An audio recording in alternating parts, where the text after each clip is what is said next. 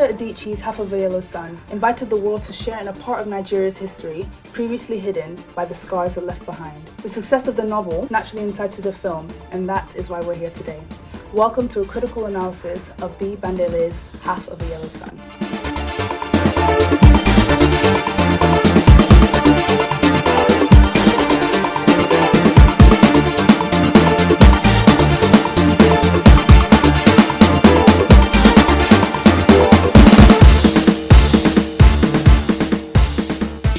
My name is Ayodeji Ogunlade. I am an aspiring filmmaker and a lover of film.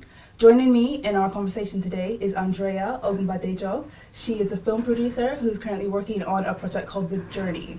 We've also got Joshua Samonini, who is an online film critic for PowerRants.com. Thank you both for joining us today. Thank you. Okay, first of all, if you had to describe Half of a Yellow Sun in 3 words, what would they be? Joshua. I'd probably say sluggish. Oh, okay. Well-meaning. Okay. But ultimately disappointing. Right. Andrea?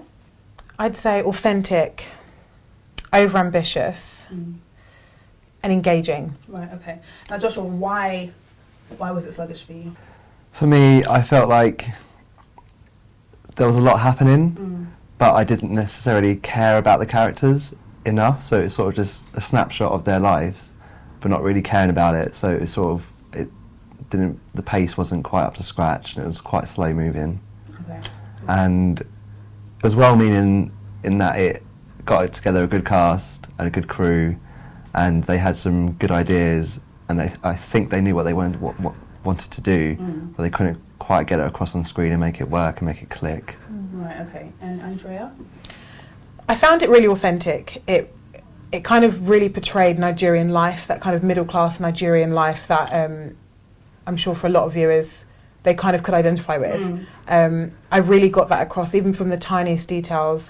Over-ambitious, I just feel like the book was such an epic, and to try and get that across in an hour and a half is difficult. It's difficult. I think they did a really amazing job, which I found it engaging, which was another word, engaging. I found it really gripping. I found the pace okay.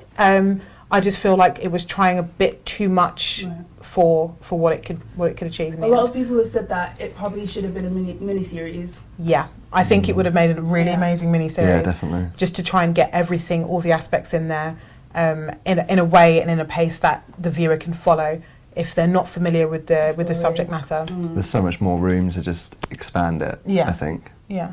Maybe one day they might decide to do it. Yeah. Maybe you can produce it. Yeah. Okay, so the one word that I would use to describe it is delightful. I know it sounds really cringy. It was really nice to see Nigeria, presented with high production values. Yes. And the one shot that stuck out to me was the ending shot.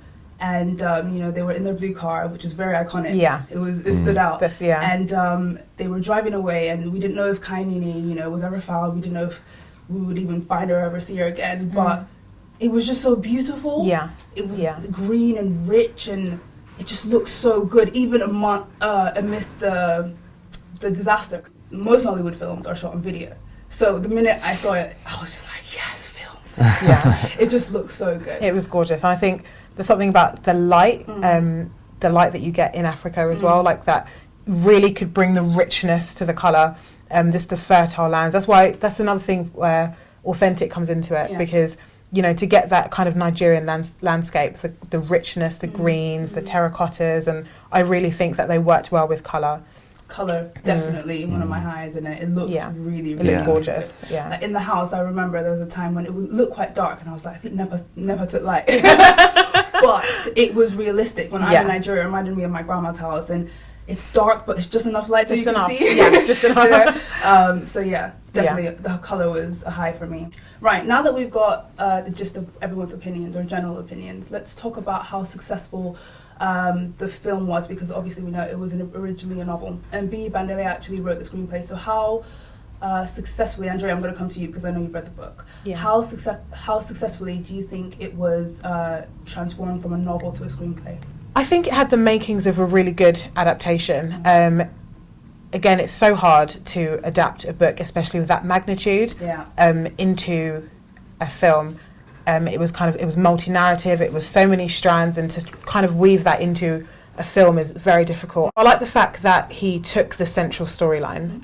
I think that really worked. I wasn't too sure about trying to bring in too many other aspects. Right. I think that's something that didn't quite work for me. When you mean aspects, do you mean like Ugu's story? Yeah. Because that wasn't Yeah. explored at all. It wasn't explored at all, but then it was kind of lightly touched upon, and I don't think if you hadn't read the book, that scene where he was kind of captured by the soldiers, you wouldn't really understand it. So I think it would have been best if that was completely left out. I think the character of Ugu was good as he was. It wasn't the same in the book, but you can't expect the same. Yeah. So does he have a much bigger role in the book? Yeah, than he's he got does a in the huge role in film? the book. Yeah. Richard, Ugu, and Alana have they're equal. Right, okay. So there's this entire story of Ugu and what happens with him when he gets, captured and he becomes a soldier. It's an entire narrative, but I understand needing to streamline it down into one. And not having the time. But I think if that was the case, they should have kind of really left that door closed, because it's such a huge part of the book. Yeah. To just kind of lightly touch upon it, I don't think you really felt the gravity of the situation. But then I think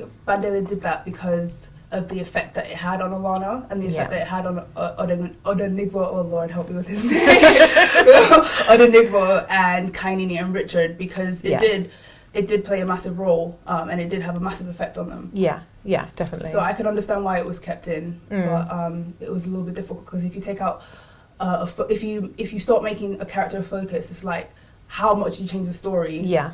I don't think if you took out that whole bit where he was kidnapped and when he came back, if you took that out of the film, it wouldn't change anything. You would have missed it. Yeah, like it wouldn't really add. It didn't really add that much because it was so sudden. It sort of when everyone was upset and then he came back and everyone was briefly happy again. I think it was just another way to add another layer of drama. Yeah, exactly. Add another Get some kind of conflict. Yeah, and to kind of tug on the heartstrings a little bit more. Okay, so in terms of the screenplay, I know, Joshua, you said that you had some issues with the script. What worked and what didn't? I think for me the main problem was usually when I talk about a film and I talk about the script, I usually complain about there's been too much exposition and everything has to be explained. But with this film, I felt there wasn't enough. Right. I wanted More. Yeah, I wanted more. I wanted to know more about the characters. I wanted to know more about the period of the time and like what was going on, the politics of the time as well. 'Cause especially going into the film not knowing anything about that period of time, it was quite jarring that it was moving so fast and going through, like it went through like 10 years or something, wasn't it? Yeah, Maybe it was a little bit less. Yeah. And I just felt like I didn't know the ages of the characters or like their past relationships. There wasn't enough for me to be able to care about them. And do you think that was a massive issue script-wise as opposed to context-wise? I think there's certain things that they could say with just like one-off line, like when you find out that they went to university in America, in England. I think it is, yeah. So like that was just one line, and that sort of told you a little bit more. So especially for someone that doesn't know the culture in Nigeria as well, I was a bit confused a lot of the time, really. One of the things that I liked about the film will be Bandele's script was that it was quite economic. Because you might not know, but I'm sure Andrea will know in Nollywood, the scenes can tend to drag on a little bit. Yeah. And you know the old saying, you should get into a scene as late as possible and leave as early as possible. It's like the opposite in Nollywood usually, but you know. That's one thing I really liked about Bandele, because there were a lot of moments when, you know, just the look was enough. There were times when I was like, yes, good. That didn't need to be said. It just worked. Yeah. Okay. Yeah. See, I wanted more. I wanted more words. I wanted more conversations rather than just the looks. Because a lot of the time it did. Like I've seen a lot of reviews that have said it had been like quite like a soap opera in how it's quite dramatic. And there's that one scene especially when she finds out that her sister's slept with Richard. When we found out that Alana slept with Richard. Yeah. And she just and he sort of just looks away. And I was just expecting like the EastEnders drums, you know, to like just to come in. Because it was just that I think that happened quite a lot. Yeah. Where characters are sort of like angsty and just sort of looking into the distance. As opposed to just saying maybe what he they was would. worried that it would be too wordy. Maybe, you know, the background of the film being a book, people would be like, this isn't filmic enough, you're not supposed to talk, you're not supposed to talk. Maybe that's why. Yeah. And I think also maybe even coming from a theatre background, he wanted to kind of distance himself from that as well, because a lot of the time, people who come from the theatre background, it's a lot with words, and you know, a lot of the time when you see a film and you can instantly think, I think this has come from a play, because it's a lot of words, a lot of dialogue, so he might have been trying to distance himself from that as well and tried to tell it more through the slight nuances. I did feel that it worked, but in terms of screenplay, for me, I did feel the jumps in time were too jarring. Obviously, me coming from reading the book and knowing about the subject matter, I knew how long the war was and I knew things like that. But coming from it from a viewer without knowing all of that, it would have been quite jarring. Yeah. And suddenly, you know, baby's 3, and it was like, I thought she was just born. Like, I feel like didn't quite get that across. With that in mind, how successfully do you think Biafra was presented and the war and the politics behind it? Because like you said, the book, you know, because we go back and forth and because Adichie plays with time and space and, you know, you have a little bit more context naturally just because of the structure of it. Yeah. But because it was a linear structure and Biafra, it seemed... Well, for me personally, I liked the archive footage at the beginning. I really liked that. I liked seeing Nigerians. I liked seeing the spirit of Nigeria. I liked seeing Queen Eliza. I liked all of that. But the next, you know, bit of archive footage wasn't until like Mama had come to visit, you know, and I was just, it was really, really jarring. I was just like, wait, we just had this amazing colour. Why is everything black and white? You know? So in terms of Biafra, how do you think that it was presented well? You said that you didn't really understand what was going on with It's hard, yeah. Because I didn't know the history and everything that was going on at the time, I sort of went in knowing nothing and came out knowing nothing still. And the good thing is that it did inspire me to actually look up more about the history, to find out more information and really know what was going on. But then obviously it's too late by then. Yeah. But I think that's almost a good thing, because, you know, I think there was a lot of pressure on this film to be everything, to explain the entire history of Nigeria and the war. And, you know, if there was only one film ever made about the Vietnam War, it would have the same level of pressure. It wasn't a documentary. It wasn't about the war per se. It was about, you know, these people and how they dealt with the situation that they were in. And if it inspires you to, you know, look up more and find out more about Nigeria, about the war, I think that's a success within itself, because I feel like at heart it was for a Nigerian audience. He really had a Nigerian audience in mind. He didn't want to talk down to us. He didn't want to have to explain everything that, you know, a Nigerian audience would know.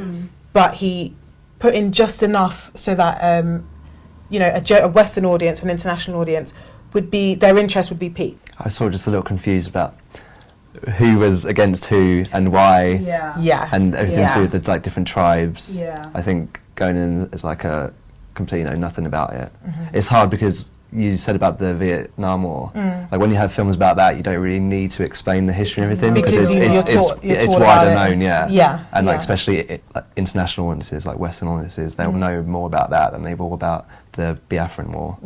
So but then obviously he can't just have an hour-and-a-half film where he just talks about the history and says like the pre-film, like need to watch this first to understand it all. Have this reading material. That was the story. It was the backdrop. Exactly. So in that sense, I feel like it was successful, but I do understand what you're saying, that when I looked at it and I was thinking, if I knew nothing about this, I would be completely lost. Because I knew about the war and I'd read the book, and there were times when I got lost. So I do completely agree with that as well. One thing that helped me not get lost was the map graphic. Now, I know you're not too keen on it. No, I hated it. They were moving around so much. And, you know, you have to know, okay, the Hausa tribe, they're in the north, and, you know, they're, you know, battling with the Igbo tribe, and, you know, and they're moving from Nsukka to Yaba to this place. And I'm Nigerian, but my geography is holding me back. So it was nice, you know, to have a visual aid. It's true. I think it just really cheapened it. Like I've seen it a lot more like in kids' movies where you sort of have like a little person on the map and then you see them fly across the world, sort of thing, like some funky music. But it just seemed quite cheap doing it that way. I'm not sure what other ways he could have done it. I was going to I think that's a little bit unfair. So let's talk about performances. What characters stood out for you, Josh? For me, I'd say Anika Noni Rose. Yes. Yeah, I've been a fan of her for a while, and I think she's quite underrated. She did stand out for me, but I still think she was let down by the script and by the story, and there could have been a little bit more Do you think that she just came across as really bitchy for no reason? Sometimes. Obviously, the time when her sister slept with her husband, that was understandable. But yeah, other times she just seemed a bit standoffish and up herself, I suppose. I mean, we don't get the exposition like we do in the novel in terms of the reason why she's like that. Alana and Kainene are twins, and in the book, she's presented as always being in her sister's shadow. Yeah, that did not come across to me when I was watching it, really. Yeah. I didn't really get that sense that they were in competition. They seemed quite close at the beginning. They seemed really friendly. Yeah. I mean, as they were, from what I remember of the book, they are very close, but there was just always that underlying tension, that friction, but I don't think that was explored quite enough to justify her character, her behaviour. Yeah, definitely. I'd say that if anything, she had more of an air about her that made her think that she was better than her sister, rather than the other way around. Yeah, I didn't get the sense that she was living in her shadow. She seemed to be quite happy, but just a bit rude. A little bit feisty. So, what performances stood out for you? Generally, I really like the performances. For one, I thought the casting was really brilliant. From the page to the screen, it kind of really went seamlessly for me. There wasn't anyone that stood out as like, why did they get cast? That doesn't work for me. I think it worked. Performances-wise, I think John Boyega was excellent as Ugo. He was outstanding. 10 out of 10. He was just such a constant in the film. There were no spikes, and sometimes there are moments where actors just for a second kind of drop character or don't feel quite authentic, but he was completely throughout the whole thing. He was great. He really, for me, he was almost the star. He didn't have a lot of lines, but the ones that he executed, he delivered 100%. I remember when Alana came back to the house and he was just like, Buster's looking like he's been crying. I was just like, that's too much. It's perfect. But every time he spoke with purpose. Yes. And he delivered the line every single time very, very well. So I was very happy with his performance. And even when he wasn't speaking as well, there was a moment, I think, when Odenigbo had gone off, I think, to go bury his mother because she had died. And Alana was really upset and took out her frustration on him. And his reaction to it, he didn't say anything. But I almost cried. Was that when he went outside to do that's when he went outside. Yeah. But I was crying and I was just like, oh my gosh, John, yes! I was so happy. He did really, I think he did an amazing really well. job. He was my favourite. It's a shame that if he had such a big part in the book that he didn't get to explore that more in the film. Let's talk about Chiwetel and Tandy's performance. I'm talking about them like I know them. For me personally, I thought it was a bit hit and miss. There were times when they nailed it. Tandy in her scene when Kainene came to visit her for the first time after not seeing each other for a long time. She said the line, "Would you like some water?" It was just such a simple line, but it touched me so much, and I was just like, yes. She was just completely, stripped and broken, and she literally had nothing else to, nothing give. to offer her. Nothing to give. And that scene for me was one of her best. And when Ugu they thought he was dead, and she went up to Odenigbo and was just like, "You're drinking to stew." Like she slapped him a few times. She really she went in. There were moments when I was just like, this is 100%, but then there were moments when it was less than 100%, and I was just like, I don't believe you. It wasn't consistent. And same with Chiwetel. I really, really, really liked his scene when he had to confess his infidelity. I was so nervous for him. It was like I cheated on her. I was just, I didn't mean to do it. But he was so nervous. Like I remember he was the front of the frame and she was behind. And he was like looking at his paperwork, trying to pretend like, and he was just so nervous. And I was just like, oh, I'm so sorry. See, I just didn't get a sense of the romance between them or like the chemistry. That they had chemistry, but it didn't seem like this decade-long or like decades-long chemistry. Like it wasn't like Jack and Rose in the Titanic, you know. They had the moments, and then that was it for them. With Chiwetel and Tandy, it was just he sort of cheated, and she was really mad, and then she went back to him, and it was like no explanation. She just ended up sleeping with him again, and I just didn't really get why they loved each other. In the book, obviously, we know how they met. They meet on the plane. Do you think that because we only heard about this revolutionary, which I don't really think he was revolutionary at all. I did not get that. In the book, yes. In the film, no. He had a beard and like he spoke politics with his friends over some wine. But I think that kind of worked. I think thinking about it in terms of in the day, that Nigerian setting, I think yes, they should have expanded on his kind of politics a bit more in the film, but him being a revolutionary, his politics was his stance. He was very radical in his thinking. By that very stance, that made him a revolutionary. But was he like that because you know he was like that, or was his performance like that? I think it was his performance. And one thing I did notice, I don't know whether it was just him as an actor, because I think he's an amazing actor, but also the fact that he was Nigerian, and not only Nigerian, an Igbo man as well, he really brought that passion through, when, especially the scene when him and Miss Adebayo were having their argument. I really felt the passion between them as two Nigerians, you know, really kind of getting the passion across of how, because it's such a devastating time in Nigerian history, Nigerian culture, and you know, you still feel the ripples of it to this day. And I really kind of got that passion across with those, and in a way it would have been nice to have more Nigerian actors.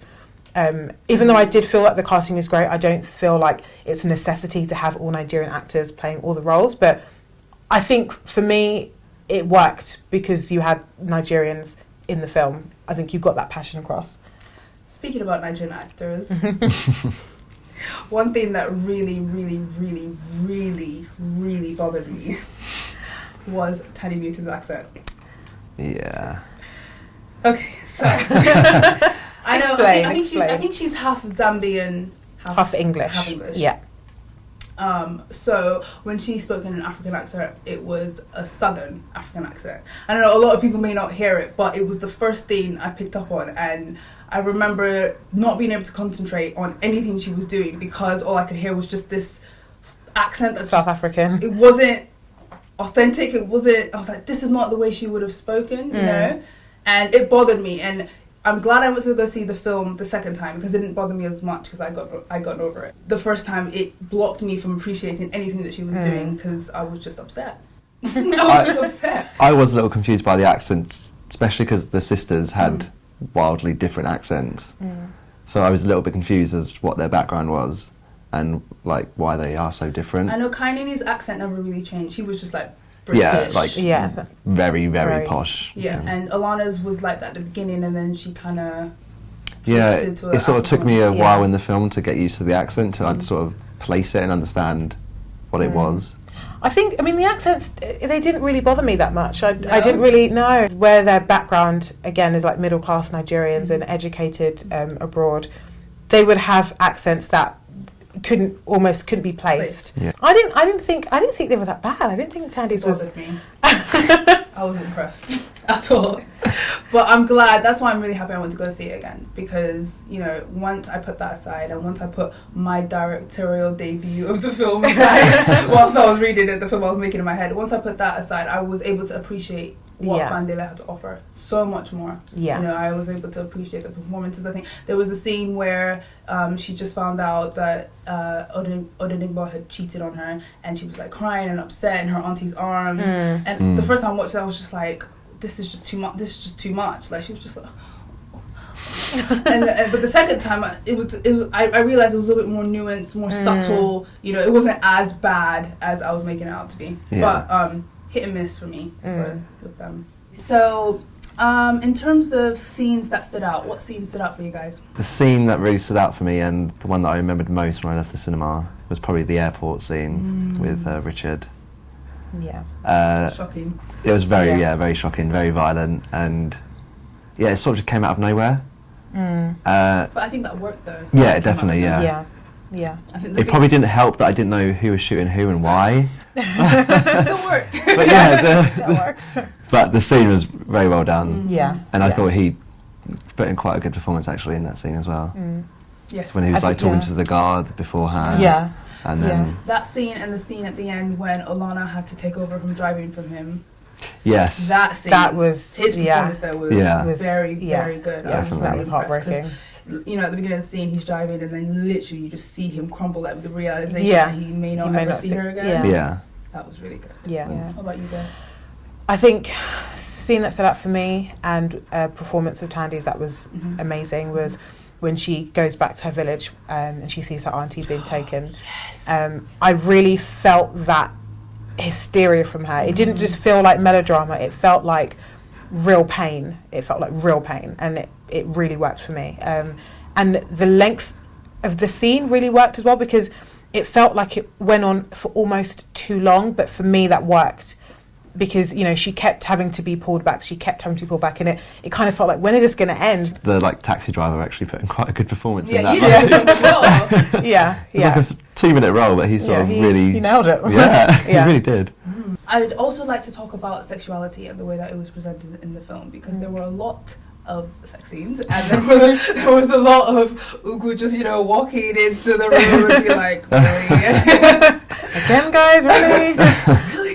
But I was, you know, I really liked the way it was presented. You know, it was done with taste, and you know, it had range. There were different types of sexual encounters. You know, you had the ravenous, I'm going to eat your face, you know, like lust, pure lust, and then you had the really passionate, let's make a baby, you know. And I think in Nollywood, Nigerian films, sexuality can be presented at 2 different extremes. So on the one hand, you have the really awkward jump cut, you know, when things start getting Camera just like, you don't want to see this. And then there's the other end where it's like just too much, and it's just like, no, but really? Yeah, This is what we're doing really now? You know, uncomfortable, it's yeah. really cheap and just not nice. But Bandele did a really good job of presenting sexuality beautifully and real, and even in the scene where Tandy comes out of the bath, you know, and you see her breast, but it feels normal. You're not like, her breast, you know. And it, you know, it's not overly titillating. It's just right. It's just real. It's real. Exactly. Exactly. It's just real.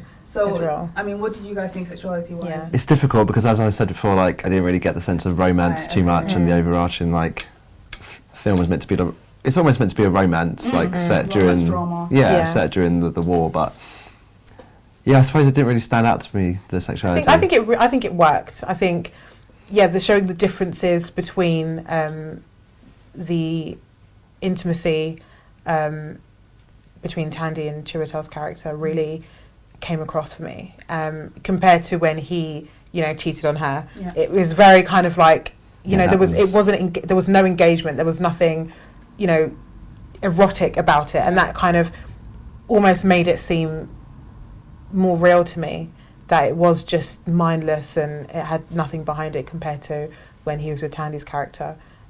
So I did think that the way it was handled, like you were saying, compared to a lot of Nollywood films where it's kind of like very clumsy, awkward. Yeah, it kind of it made it seem it just made it seem really real. Now let's talk about the film technically. Let's discuss cinematography, music, production design. The score is really nice, and also the diegetic music when they had like tracks from Africa. I thought that was quite well done. I love the high life music. Yeah, the scene where Kainini was dancing with Richard. I just wanted to jump. I wanted to come out and be like, yeah.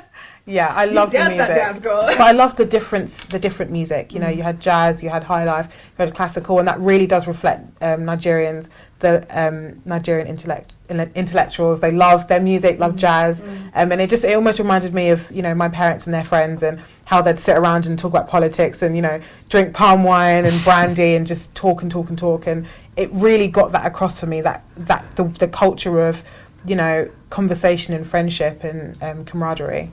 Right, okay, so as we know, Bandele came from a theatre background. Do you think that was reflected in his gaze, as in like where his camera was looking, and, you know, because a lot of people have said it did look quite theatrical, it looked like we're watching a play. I definitely think there were some scenes where it did look quite stagey. You know, one of the scenes was when Mama came for the first time. She was in the kitchen, and Alana met. That was really, and so for people me, came in and The out. blocking was a bit, the blocking was a little. It was a bit off. Yeah. The long take.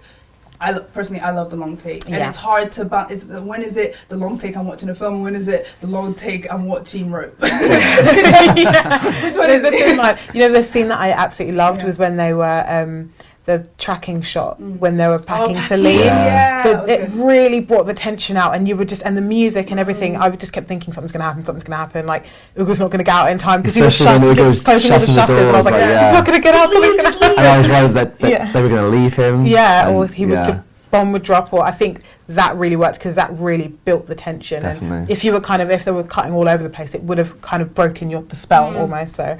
Do you guys remember the scene that came after that? It was when they were in the car, they finally got into the car after all that manic rushing and packing, and then they were just stuck in like human traffic, you know. And they had the juxtaposition of those two scenes. Really worked for and me. there was like a song over it. There's like this guy sitting next to me in the cinema, like humming along to the song, like really getting into it. And it was just, I don't know, that scene for me, although they have the blue car that works sometimes, although, you know, they have this nice house, they were just like everybody else. You know? I think it's that, you know, the phrase of war's a great leveller, you know, everyone, you know, everyone's especially, when they moved into that kind of shared accommodation, and, you know, it really felt like, wow, like, you know, they lost so much through no fault of their own, and, you know, it really kind of brings it home what that war meant and how many lives were destroyed through it.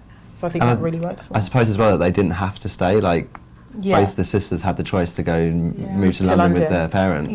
But they both chose both chose love and the country. Okay, so where do you think Biyi will go next? He had really, really big shoes to fill. With huge with the book. The book is so close to so many people's hearts. It's really close to mine. Same. He did. I think, considering, you know, the anticipation, you know, he did a good job. He did. I think, you know, there was this aspect of, you know, this needs to be perfect. You know, this is the one and only film that's about Nigeria that's going to reach international audiences. You know. Everything has to be right, and, you know, that's impossible to do. And I think what he did was amazing. You know, I think it was an incredible film. Yes, there were aspects that could have been better, things that maybe, you know, in hindsight he might want to do again. But I think, you know, in terms of for his career, this is only the beginning, definitely. So Joshua, Nollywood. Yes. Has this film encouraged you to watch more Nollywood films? Yeah, I think so. I think it's something that I might be interested in giving it a go. Okay, we're going to start with this one. We've got My Best Friend. My Best Friend, yeah, why not? Okay. Andrea, you can have Iyawo Ojiji. Would you like to translate that? This one, I'm not even going to attempt. this one looks very dramatic. They usually As they all are. Yeah, Thank you both for joining me today in discussion of this film. It was a joy conversing with you. Thank you. Hopefully we can do it in the future. Yeah, definitely. Maybe Americana when Americana comes out. Yes. I'm looking forward to the film. Yeah, definitely. Maybe we can talk about this one as well, you know. You watch it, we'll make it happen. Yeah. Filmmaking in Nigeria has come a long way in the last 20 years. Biyi Bandele's picture is a testament to that. If you haven't watched it, I would strongly advise you to do so. If you haven't read the book, I would also strongly advise you to do so. And if you have read the book but were disappointed by the film, go and watch it again, only this time put your vision of the film aside and enjoy what Bandele has to offer. I'm really looking forward to the future of African filmmaking and the stories and the characters we will encounter along the way. Thank you so much for joining us. Until next time.